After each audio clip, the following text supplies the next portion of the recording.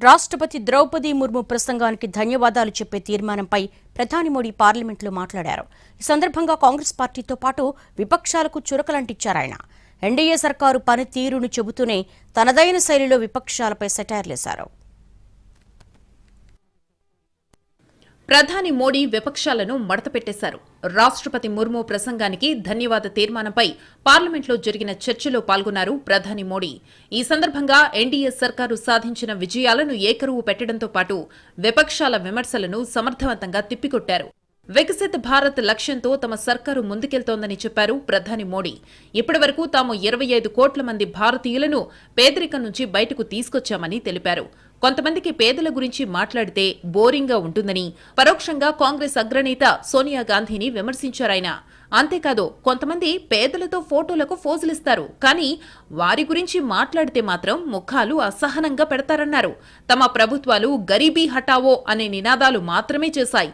కొందరు నేతలు బంగ్లాలు కట్టుకోవడంపై దృష్టి సారించారు. మేం మాత్రం ప్రతి ఇంటికి నల్లా నీరివ్వడంపై దృష్టి పెట్టాం.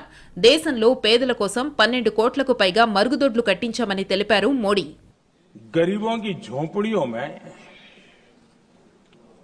फोटो सेशन कराकर अपना मनोरंजन करते रहते हैं। उन्हें संसद में गरीबों की बात बोरिंग ही लगेगी।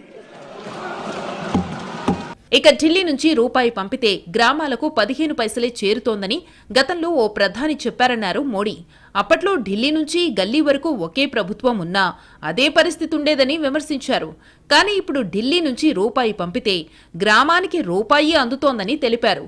నగదు బదిలీ ద్వారా నేరుగా ప్రజలకే ఇప్పుడు సొమ్ము అందుతోందన్నారు మోడీ. 1 रुपया निकलता है 15 पैसा पहुंचता है। बहुत गजब की हाथ सफाई थी।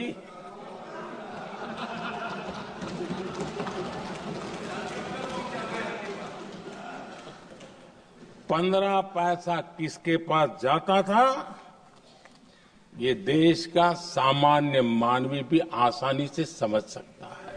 అటు ఆప్ కన్వీనర్ అరవింద్ కేజ్రీవాల్ ను సైతం ప్రధాని మోడీ టార్గెట్ చేశారు. రాష్ట్రపతి తీర్మానానికి ధన్యవాదాలు చెప్పే సందర్భంలో ఆయన శీష్ మహల్ గురించి ప్రస్తావించారు. కొందరు శీష్ మహల్ కోసం అవినీతి చేశారని విమర్శించారు. గత 10 ఏళ్లుగా అవినీతి అనే మాటే వినిపించడం లేదని స్పష్టం చేశారు ప్రధాని. लेकिन उन पैसों का उपयोग हमने शीश महल बनाने के लिए नहीं किया।